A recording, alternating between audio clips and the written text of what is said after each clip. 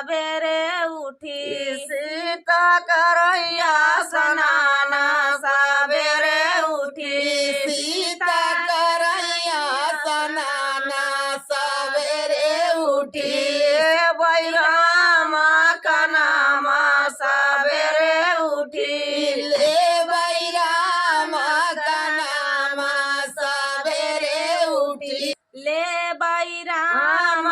का नाम सबेरे उठी के करे दुआरे नीति गौआ बनी हाय के करे दुआरे नीति गैया बानी हाय के करे दुआरे नीति गौआ बनी हाय के करे दुआरे नीति गैया बानी हाय के कराई गौदाना सबेरे उठी के कराई गौदाना सबेरे उठी के कराई गौदाना सबेरे उठी के कराई गौदाना सबेरे उठी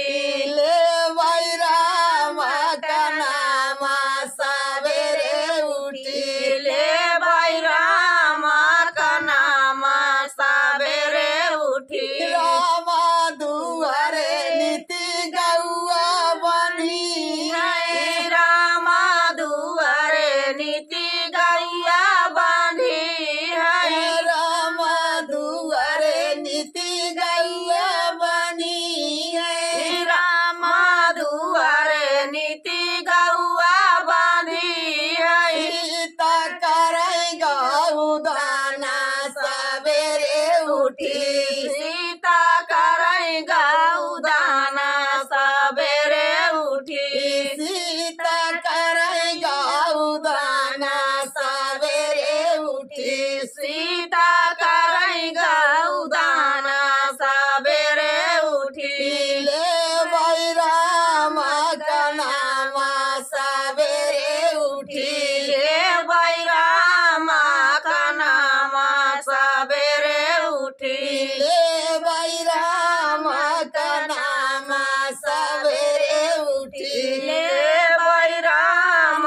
का नाम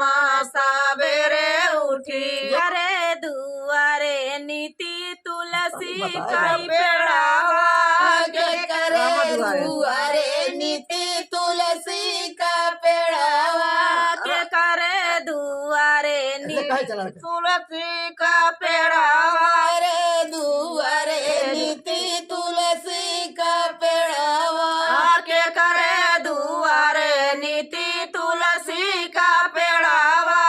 राम दुआरे नीति तुलसी का पेड़ावा राम दुआरे नीति तुलसी का पेड़ावा सीता करे पूजा पाठ सबेरे उठी सीता करई पूजा पाठ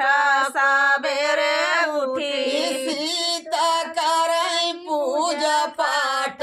सबेरे उठी सीता करई पूजा पाठ सबेरे उठी ले बैराम का नाम सबेरे उठी ले बैराम का नाम सबेरे उठी ले बैराम का नाम सबेरे उठी ले बैराम का नाम सबेरे उठी जय सिया राम दोस्तों। गीत कैसा लगा कमेंट में बताना दोस्तों। तो राम के बिना पूरी दुनिया अधूरी है। तो चलिए दोस्तों मिलते हैं नेक्स्ट वीडियो में, तब तक के लिए जय सिया राम।